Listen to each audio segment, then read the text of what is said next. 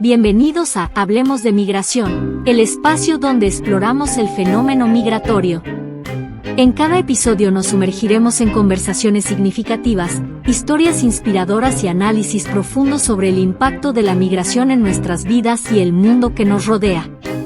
En este podcast, buscamos derribar mitos, desmitificar estereotipos y brindar una plataforma para las voces de aquellos que han experimentado la migración de primera mano. Hablemos de migración. Hola, ¿qué tal? Bienvenidos a Hablemos de Migración. El día de hoy vamos a hablar de los abusos a los campesinos en nuestro país, de las principales causas de la pobreza en nuestro país, pues es el descuido que ha habido en el campo mexicano, y eso ha traído que muchos campesinos hayan tenido que decidir tener que salir hacia Estados Unidos. Hay muchos abusos en contra de ellos, no es algo nuevo, es algo que siempre se ha dado, iniciando desde allá durante el programa Bracero, en donde un sector de los campesinos en México pudieron tener la oportunidad de ir con documentos a trabajar a Estados Unidos, donde tenían un mejor salario, un mejor ingreso en comparación con lo que tenían en México, en el cual iban por la temporada, sembraban, regresaban a México a seguir atendiendo sus parcelas, pero poco a poco, una vez que se retira este programa Bracero, la tradición de ir allá a trabajar ya queda implantada.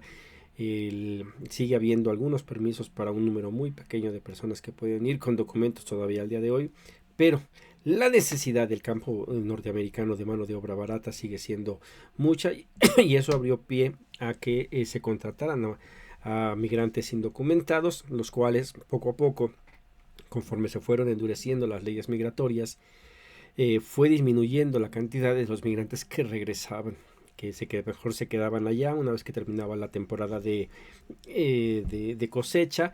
Buscaban otro tipo de trabajos para continuar con ingresos y empezaban a jalar a sus familias de México hacia allá.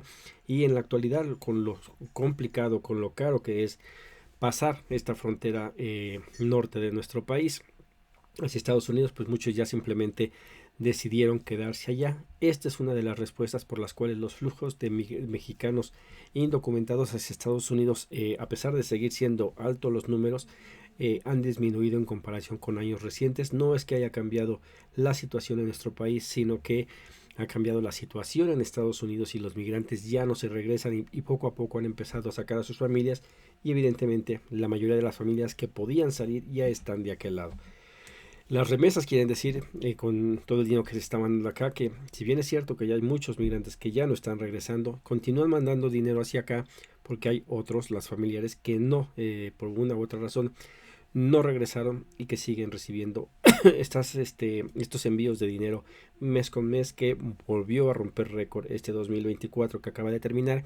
El 2023 también se rompió récord, y lo vemos que en el 2025 lo más seguro es que vuelva a romper récord el ingreso por cuestión de remesas, en una por la cantidad de dinero que van a mandar los migrantes mexicanos, pero en otras también los migrantes de otras nacionalidades que tienen a sus familiares atorados en suelo mexicano, esperando poder llegar bajo alguna medio hacia Estados Unidos, que lo más seguro, según las amenazas de Donald Trump, es que desaparecerían los programas que al día de hoy está permitiendo un flujo relativamente ordenado en nuestra frontera.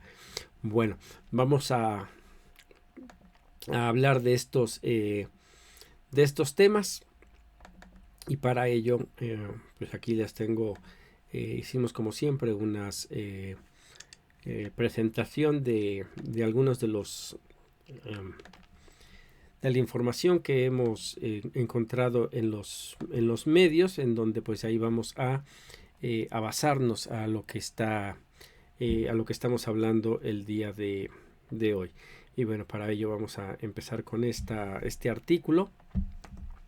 Este es un artículo de los corresponsales de diferentes partes de la República de La Jornada, en donde presentan este material titulado "Labriegos abandonan la tierra ante pérdida de ganancias y apoyos".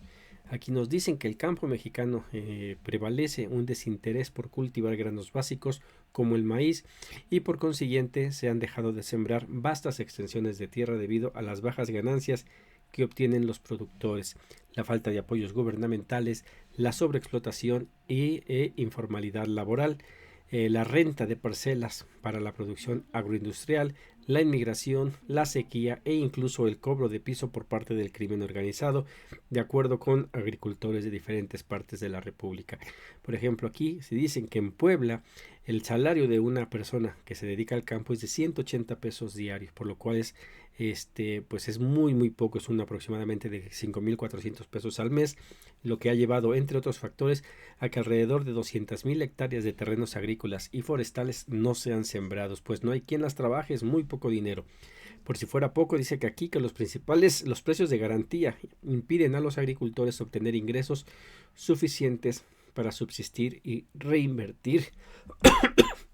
Según las cifras oficiales, hay estimaciones de organizaciones como la Unión Nacional de Ejidos Forestales y Agropecuarios y la Unión Nacional de Trabajadores Agrícolas, pues dicen, por ejemplo, que en el 2022 la entidad Puebla contaba con 1,124,581 hectáreas de superficie agropecuaria y forestal, de las cuales el 15,2% no se estaban sembrando.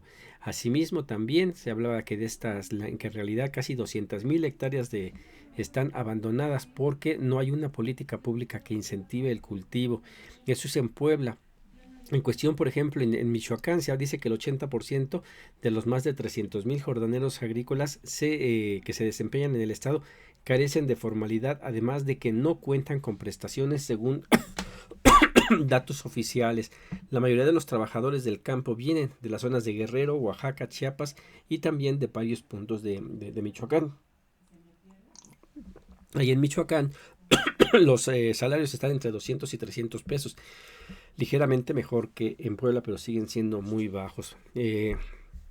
En tanto, dice aquí que de los 5,000 puestos de trabajo en el sector agrícola se perdieron en Colima, se perdieron 5,000 en Colima del 2023 al 2024. En cuestión, por ejemplo, en Campeche, aquí se dice que alrededor de 197,560 personas trabajan en el campo de Campeche, de las cuales 174,225 son hombres y 18,334 son mujeres. Hay poco más de 102,828 campesinos dedicados de manera permanente a las actividades agrícolas, de los que aproximadamente 47,000 carecen de un sueldo y dependen de la producción que obtengan. En cuestión de otro de los problemas que pasa, por ejemplo, en Chihuahua, es la sequía y los cortes de luz, los cuales están afectando la producción allá en Chiapas. Si vemos la condición del campo en México, está siendo cada vez más difícil y es en toda en todo el país. No es algo que solamente esté pasando en un solo lado, sino son en diferentes. Y tenemos otro artículo, de Antonio Eras, en el cual, por ejemplo, dice aquí que prevalecen en Mexicali y San Quintín prácticas laborales ilegales. Muchas veces cuando hablamos de los migrantes jornaleros, hablamos de las malas condiciones que hay en Estados Unidos, que las hay. Lamentablemente a veces es un tanto difícil a veces poderlos estar informados de eso, porque igual los medios de comunicación en Estados Unidos no les interesa o no le dan cobertura a esto. En México es un poco diferente por el mismo hecho de estar aquí en el país, hay más facilidad de obtener algunos datos, pero esto que está pasando en México, de cuestión de la explotación laboral, ocurre también en Estados Unidos. El primer artículo que presenté fue para dar el contexto de cuál es la situación del campo mexicano, porque cómo ha dejado de ser atractivo para que alguien se dedique. Una persona que tiene un campo de cultivo en Estados Unidos es una persona que tiene dinero, tiene acceso a créditos, y lo que siembra, evidentemente, con la explotación de los jornaleros mexicanos o inmigrantes que van allá, sus ganancias son muy altas. Eso no pasa en México, los créditos son muy difíciles, y aún así, evidentemente, se sigue explotando todavía aún más a los pocos jornaleros que trabajan en México, porque las condiciones son más difíciles y la economía no permite que se les pague mejor salario. Si estas personas no salen del país hacia Estados Unidos, es por lo complicado que se ha vuelto al día de hoy. Tengo un video donde hablé las causas de la migración, y aparentemente las causas de la migración siguen siendo lo que es la pobreza número 1, la violencia segundo lugar y la reunificación familiar como tercer lugar. Y ya después vienen los cambios climáticos. Pero lo que sí ha cambiado con el tiempo, a pesar de que esas son las razones principales, es quiénes son los que salen. Salen los pobres, pero no los más pobres. Hay gentes que están sumamente en una precariedad muy muy grande, que no les permite ni siquiera abandonar sus lugares de residencia, porque no tienen, se ven incapacitados. El día de hoy poder emigrar, salir sobre todo hacia Estados Unidos, se ha vuelto prácticamente imposible por los altos costos. Aquellos que logran salir es porque tienen a alguien en Estados Unidos que ya esté establecido y tiene el dinero suficiente para desembolsar 10,000, 15,000 dólares para que pase el migrante, pero que aquí en México ya no, algo que no se veía antes. Antes era con pocos recursos, se podía ir allá, inclusive migrantes que se cruzaban solos la frontera. El día de hoy eso se ha vuelto cada vez más difícil. Este otro artículo habló de lo que está pasando en el norte de nuestro país. Uno de los principales puntos que visitó López Obrador en su sexenio, donde fue presidente, fue San Quintín, y ahí pudo percatarse de algunas de las condiciones en las que estaban viviendo los campesinos. Es uno de los grandes rezagos que hay en nuestro país. No solamente es los migrantes. Aquí yo hablo de los migrantes por saber de este tema, por ser parte de esta comunidad migrante, aunque sea de retorno por el tiempo que viví en Estados Unidos, y conocer las necesidades que hay de un buen sector de todos los migrantes, aunque estoy consciente de que la necesidad de los migrantes es sumamente mayor de lo que yo puedo saber. ¿Por qué? Porque es una diversidad. Hay muchas personas que van por diferentes causas, por diferentes razones, y depende a dónde llegan, son las cosas que van necesitando. Pero este artículo de lo que está pasando en Mexicali y en San Quintín nos da una muestra de lo que está pasando del otro lado. Por ejemplo, aquí nos dicen que en los valles de Baja California, principalmente en Mexicali y San Quintín, prevalecen prácticas laborales ilegales, sobre todo en perjuicio de los jornaleros agrícolas que llegan del sur del país, por las condiciones de sus contratos temporales y la modalidad saliendo y pagando, que cubre sus salarios sin incluir prestaciones sociales. Esta especie de outsourcing está prohibida porque implica subcontrataciones temporales de mano de obra. Estas acciones por lo regular no son detectadas por los inspectores de trabajo y previsión social, ya que ellos solo llegan a revisar documentos como contratos, nóminas y registros del Instituto Mexicano del Seguro Social y del Infonavit, e incluso dicen que es común que los mismos patrones escondan a los trabajadores cuando llegan los supervisores, o no está, dice aquí, pero lo más seguro, lo que es la corrupción, la mordida que les dan para que no digan nada, y sobre todo Tijuana, que a pesar de ya llevar dos administraciones por parte de lo que es Morena, sabemos que en Tijuana realmente Morena no ha sido el que ha gobernado, sino otros intereses que se han vestido con la bandera de Morena.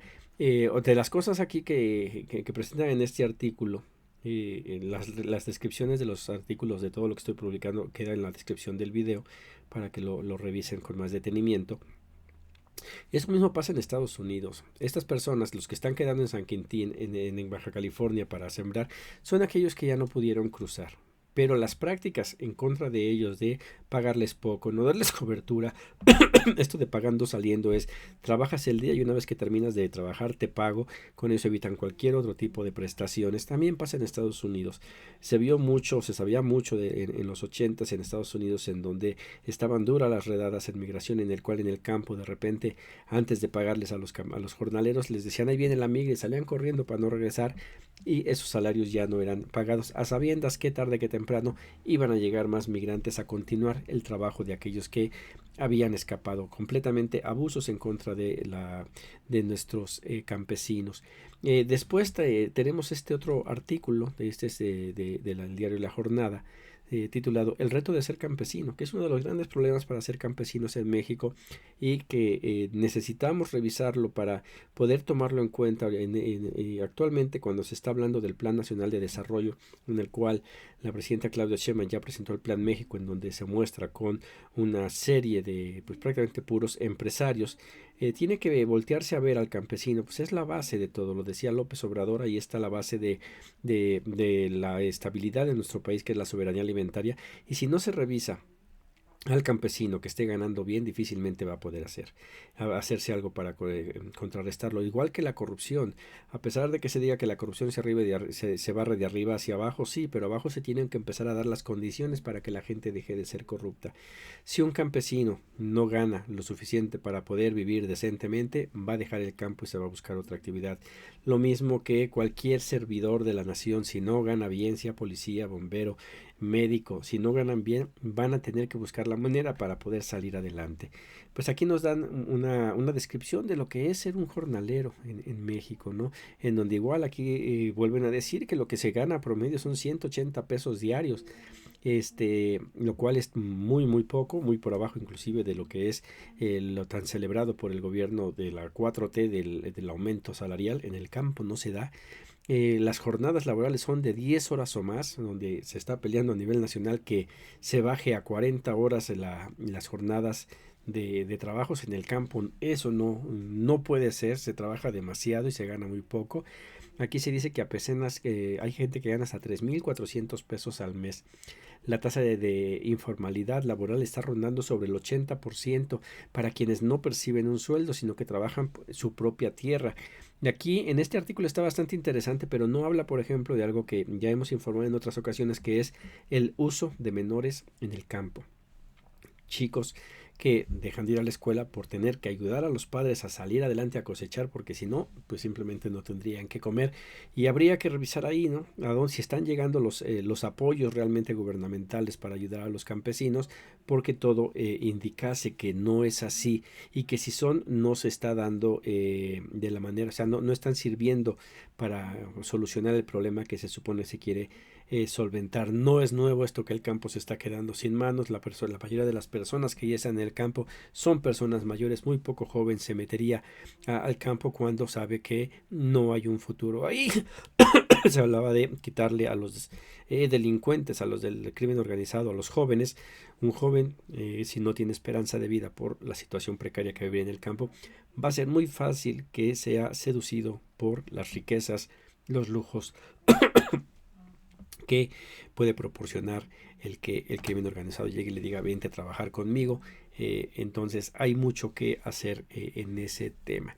Y hablamos de este campo porque ahorita Hablemos de Migración, pues se está muy de moda hablar del apoyo que va a haber hacia los connacionales por parte del gobierno, y va a ser un tanto difícil y tenemos que poner los pies sobre la tierra de que no podemos esperar que el gobierno lo haga todo.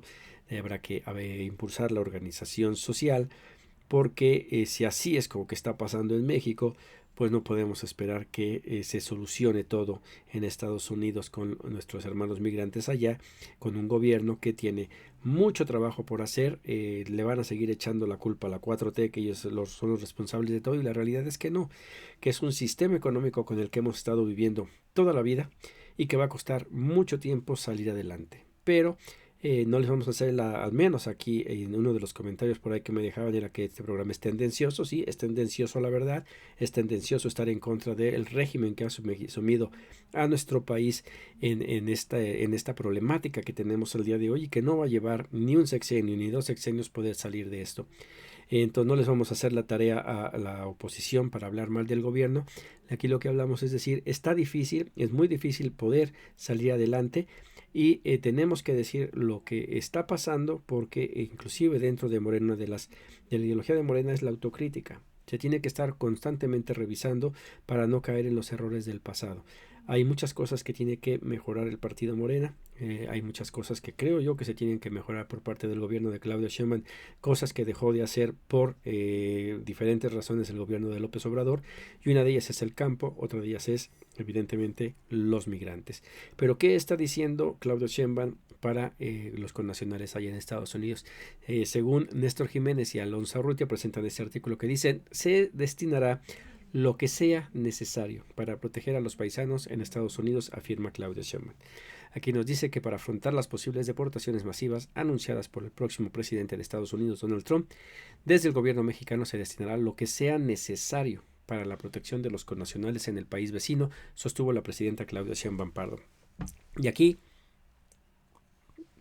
evidentemente, eso es imposible. No hay lo que sea, todos los recursos son limitados.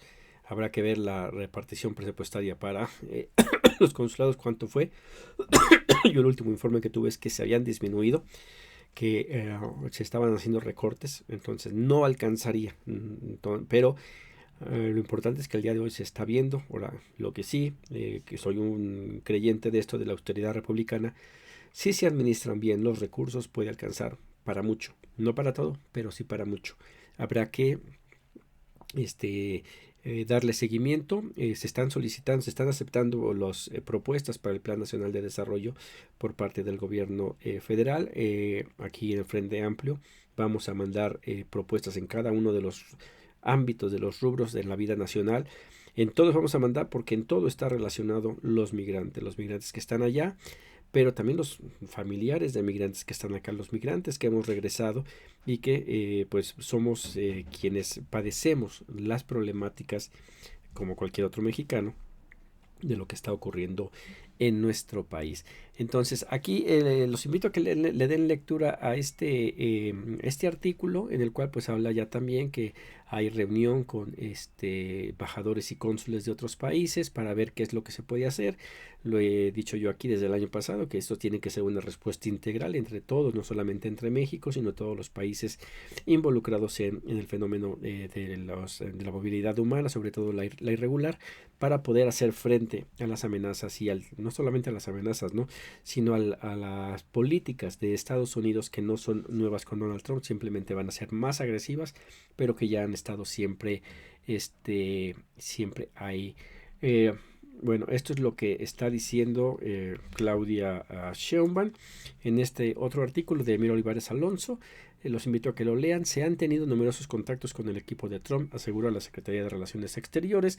Aquí nos dice que, bueno, pide calma Juan Ramón de la Fuente, diciendo que ya se está teniendo pláticas con el equipo de Donald Trump. No se habla exactamente de qué se esté hablando. Dice que todavía falta que estas personas que ha nombrado Donald Trump para encargarse de todos los asuntos tengan que ser ratificados por las cámaras allá en Estados Unidos, lo cual sería relativamente fácil, puesto que el Partido Republicano tiene la mayoría en ambas cámaras. Entonces no les será tan difícil el poder hacer algo, pero vamos a ver qué es lo que sucede. Mientras tanto, pues este artículo de La Jornada presenta este artículo titulado "Exhortan a proteger a connacionales encarcelados". Aquí dice que con la finalidad de proteger a todo inmigrante que se encuentra bajo custodia, es necesario la creación del registro de personas migrantes detenidas, tema pendiente a la fecha en la ley de migración. O sea, por una parte, aquí Juan Ramón de la Fuente habla de lo que se está haciendo en Estados Unidos para proteger, incluso habla de que hay aproximadamente 2.600 abogados especializados en derecho, lo cual yo sí lo pongo en duda. Ahora voy a buscar esa información. Lo máximo que había hecho, hasta donde yo tenía entendido, López Obrador, fuera mandar 100 abogados para asesorar, y que fueron cooptados por un grupo muy pequeño de personas allá en Estados Unidos, y no le dieron la difusión, además de que 100 es un número risorio y 2.600 sigue siendo muy bajo para la necesidad que hay, pero habrá que ver si realmente están capacitados, porque apenas hace unos días estábamos hablando de que el mismo Juan Ramón de la Fuente hablaba de que tenía que capacitar a las personas, a las personas allí en los consulados. Ahora ya dice que tiene 2.600 personas. Habrá que revisar qué tan cierto es esto. Y cuáles son los alcances, qué es lo que van a hacer, si es pura asesoría o van a hacer los procesos legales. Los procesos legales de procesos migratorios en Estados Unidos son caros, no son baratos. Entonces habrá que ver cuál es, y pues obviamente no hay dinero que alcance, aunque diga que sí. Claudia Sheinbaum hay que decía que lo que fuera necesario no es real, pero bueno, tenemos que informarlo. Y pues entre mejor estemos informados, pues más personas podrán alcanzar esta ayuda, en dado caso de que sí exista. En la experiencia personal, igual, la mayoría de las veces un grupo muy pequeño de personas reciben la información, obtienen la ayuda, algunos hasta se llegan a beneficiar de ellos y corrompen este tipo de ayuda, pero la mayoría queda en la ignorancia, no sabe nada, y hasta pues mucho tiempo después se enteran de que podía pasar algo. En este artículo aquí es un llamado hacia la misma Secretaría de Relaciones Exteriores para tratar el tema de los flujos migratorios internos. A pesar de que es una labor de la Secretaría de Gobernación, el Instituto Nacional de Migración No se ha establecido exactamente quién se va a hacer cargo. Recordemos que cuando fue el incendio en la estancia migratoria, se echaron la bolita entre Secretaría de Gobernación con Adán Augusto y Marcelo Ebrard en la Secretaría de Relaciones Exteriores, en donde Marcelo Ebrard decía le corresponde a la CEGOV, pero Adán Augusto decía no, esto es algo que le correspondía a Marcelo Ebrard, y pues ahí quedó, y hasta la fecha pues vamos a ver en qué resulta todo esto que pasó ahí. Pero aquí se está hablando de esto, ¿no? Que hay una necesidad de que exista un padrón de las personas que están entrando. A mí, cuando me preguntaron sobre qué opinaba de este desplazamiento de la Guardia Nacional a la frontera sur de México en el gobierno de López Obrador, me lo preguntaban personas de Estados Unidos, yo decía que yo estaba a favor de eso. Lo único que no me gustaba era el tiempo en el que se dio. Se dio en un tiempo en el que tuvo que haber sido forzado por Donald Trump, que si no hubiera puesto la amenaza de los aranceles no se hubiera mandado a la Guardia Nacional para intentar meter orden. Tengo archivos, tengo hay estudios, no son bromas, en el cual habla de los abusos de la Guardia Nacional. Guardia Nacional sin control, la ausencia del Poder Judicial de la Federación. Este es un estudio que se hizo en la Cámara de Diputados y sí es real, en el cual hay muchas denuncias en contra de la Guardia Nacional. Pero tendrá que revisarse esto. Esto fue antes de que entrara la reforma constitucional, en donde ya se supone se va a regular de mejor manera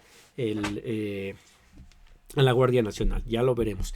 Pero lo que sí es que lo que se dejó de hacer la idea era: entra la Guardia Nacional, pongo orden y tengo un control de quienes están entrando. ¿Para qué? Para darle seguimientos y poder saber qué está pasando, si es que llegan, si no llegan, si se pierden, si son detenidos, si se desaparecen, cualquier cosa que el día de hoy, por lo visto, según este artículo, sigue todavía sin saberse.